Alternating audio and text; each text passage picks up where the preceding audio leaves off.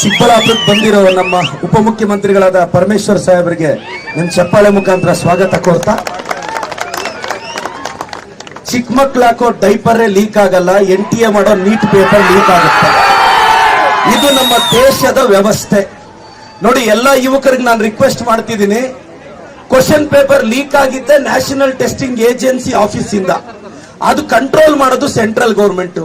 Central government ನ ನಡೆಸ್ತಿರೋದು ಈ ದೇಶದ ಪ್ರಧಾನಿಗಳು. ನಾನು ಈ ದೇಶದ ಪ್ರಧಾನಿಗಳನ್ನ ಒಂದೇ ಒಂದು ಮಾತು ಕೇಳಕ್ ಇಷ್ಟಪಡ್ತೀನಿ.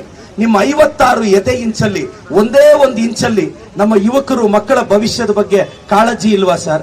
20 ಜನ ತೀರೋದ್ರು, 20 ಜನ ಆತ್ಮಹತ್ಯೆ ಮಾಡ್ಕೊಂಡ್ರು, ತಾವು ಬಾಯಿ ಬಿಚ್ತಿಲ್ಲ. ಧರ್ಮೇಂದ್ರ ಪ್ರಧಾನ್ ಅವ್ರ ಫೇಲ್ಯೂರ್ ಇದು.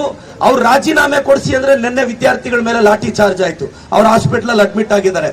ನಮ್ಮ ಪರಮೋಚ್ಚ ನಾಯಕ ನಮ್ಮ ರಾಹುಲ್ ಗಾಂಧಿ ಅವ್ರ ಮೇಲೆ ನಮ್ಮ ಪ್ರಿಯಾಂಕಾ ಗಾಂಧಿ ಮೇಡಮ್ ನ ಅರೆಸ್ಟ್ ಮಾಡಿಸಿದ್ರು.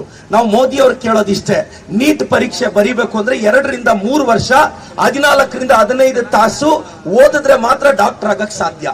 MBBS ಅಂದ್ರೆ ಮಾ ಬಾಪ್ ಕಾ ಬಡಾ ಸಪನ ಅಂತ ನಮ್ಮ ಹಳ್ಳಿ ಹುಡುಗರು ಹುಡುಗಿರು ಕಷ್ಟಪಟ್ಟು ಓದಿದ್ರೆ ನಿಮ್ಮ ಯೋಗ್ಯತೆಗೆ ಒಂದು ಕ್ವಶನ್ ಪೇಪರ್ ನ ನೆಟ್ ನಡ್ಸಕ್ ಆಗ್ಲಿಲ್ಲ ಅಂದ್ರೆ ನಾವು ಕೇಳ್ತಾ ಇರೋದು ಧರ್ಮೇಂದ್ರ ಪ್ರಧಾನ್ ಅವ್ರ ರಾಜೀನಾಮೆನ. ಇವತ್ತು 20 ಜನ ಸತ್ತೋಗಿದ್ದಾರೆ, ಅದಕ್ಕೆ ನ್ಯಾಯ ಇಲ್ಲ. ಮೋದಿಗಳು ಮೌನವಾಗಿದ್ದಾರೆ. ಆ ಸೈಲೆನ್ಸ್ ಇಂದ ಏನಿದೆ ಅಂತ ನನಗೆ ಗೊತ್ತಾಗ್ತಿಲ್ಲ. ನಾನು ಎಲ್ಲ ಯುವ ಜನತೆಗೆ ಹೇಳ್ತಾ ಇದ್ದೀನಿ, ಇವತ್ತು ನಾನೊಂದು ಕಾಂಗ್ರೆಸ್ ಪಕ್ಷದ ಶಾಸಕನಾಗಿ ನಾವಿವತ್ತು ಈ ದೇಶದ ವಿದ್ಯಾರ್ಥಿಗಳ ಪರವಾಗಿ ಧ್ವನಿ ಎತ್ತುತ್ತಾ ಇದ್ದೀವಿ. ನಮ್ಮ ಸರ್ಕಾರ ಈ ದೇಶಕ್ಕೆ IIT ಕೊಡ್ತು, ಏಮ್ಸ್ ಕೊಡ್ತು, ಜಿಪ್ಮರ್ ಕೊಡ್ತು, ಇಸ್ರೋ ಕೊಡ್ತು. ಈ ದೇಶದ ನಿಮ್ಮ ಹಳ್ಳಿಗೆ ರಸ್ತೆ ಹಾಕಿಸ್ತು, ನಿಮ್ಮ ಹಳ್ಳಿಯ ಮೊದಲ ಶಾಲೆ ಕಟ್ಟಿದ್ ನಾವು. ಇಷ್ಟೆಲ್ಲ ನಾವು ಸಹಕಾರ ಕೊಟ್ಟು ನೀವೊಂದು ಪರೀಕ್ಷೆ ನಡೆಸ್ರಯ್ಯ ಅಂದ್ರೆ ನೆಟ್ಗೊಂದು ಪೇಪರ್ ನಡ್ಸಕ್ ಆಗ್ತಿಲ್ಲ. ಇದೇನೋ ಇದೊಂದು ಪೇಪರ್ ಲೀಕ್ ಆಗಿದೆ ಅಂತ ನಾವು ಸರ್ಕಾರನ ಬ್ಲೇಮ್ ಮಾಡ್ತಿಲ್ಲ. ಇದುವರೆಗೂ 80 ಕ್ವಶನ್ ಪೇಪರ್ ಕಳೆದ 10 ವರ್ಷದಲ್ಲಿ ಲೀಕ್ ಆಗಿದೆ.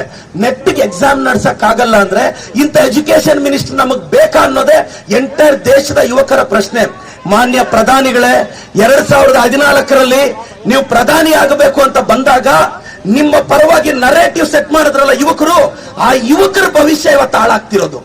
ಇವತ್ತು ಸಾಮಾಜಿಕ ಜಾಲತಾಣದಲ್ಲಿ ಯಾರೆಲ್ಲ ಮೋದಿ ಅವ್ರ ಪರವಾಗಿ ಮಾತಾಡಿದ್ರು ಅವರು ಅವ್ರ ಕುಟುಂಬದ ಮಕ್ಕಳು ಸಹ ಈ ಪರೀಕ್ಷೆಯಿಂದ ಹಾನಿಯಾಗಿದ್ದಾರೆ.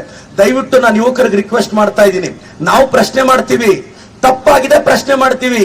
ಇದೇ ನಾವು ಹಿಟ್ಲರ್ ಆಡಳಿತದಲ್ಲಿಲ್ಲ, ಈ ದೇಶದ ಪ್ರಧಾನಿಗಳು ನಾವು ಕೇಳ್ತಾ ಇರೋದಿಷ್ಟೇ. ಇವತ್ತು ಅಷ್ಟು ಜನ ತೀರ್ಕೊಂಡ್ರಲ್ಲ, ಯಾರ್ದಾದ್ರೂ ಮನೆಗೆ ಹೋದ್ರ ನೀವು? ಒಬ್ರಿಗೆ ಧೈರ್ಯ ಹೇಳಿದ್ರ? ಇಲ್ಲ. ಮಕ್ಕಳದ ಆತ್ಮಹತ್ಯೆ ಮಾಡ್ಕೊಂಡ್ರು, ಲಾಠಿ ಚಾರ್ಜ್ ಆಗ್ತಿದೆ, ಬಂದು ಹೋಗ್ಲಿಕ್ಕೆ ಕ್ಷಮೆ ಕೇಳಿದ್ರ? ಇಲ್ಲ. ಯಾಕೆ ಅಂದ್ರೆ ಸಾಮಾಜಿಕ ಜಾಲತಾಣದಲ್ಲಿ ಅವ್ರದೊಂದು ಅಂಧಭಕ್ತರ ಟೀಮ್ ಇದೆ, ಅವ್ರು ನಡೆಸ್ತಾ ಇದ್ದಾರೆ. ನಾನು ಯುವಕರನ್ನ ರಿಕ್ವೆಸ್ಟ್ ಮಾಡೋದಿಷ್ಟೇ, ನಾಳೆ ನೀನ್ ಕಷ್ಟಪಟ್ಟು 90 ಒಂದು ಎಕ್ಸಾಂಪಲ್ ಹೇಳ್ತೀನಮ್ಮ. ಫಸ್ಟ್ ನೀಟ್ ಎಕ್ಸಾಮ್ ನಡೀತು ಮೇ, ಎಷ್ಟೋ ಜನ ಸ್ಟೂಡೆಂಟ್ಸ್ 600 ಮಾರ್ಕ್ಸ್ ತೆಗೆದಿದ್ರು. ರೀನೀಟ್ ಪೇಪರ್ ಕಷ್ಟ ಬಂದ್ಬಿಡ್ತು. 600 ಮಾರ್ಕ್ಸ್ ಬಂದಿರೋ ಹುಡುಗ 450 ಬಂದ. ಸಾವಿರಾರು ಜನ ಹುಡುಗರು, ವಿಶೇಷವಾಗಿ ಕರ್ನಾಟಕದವರು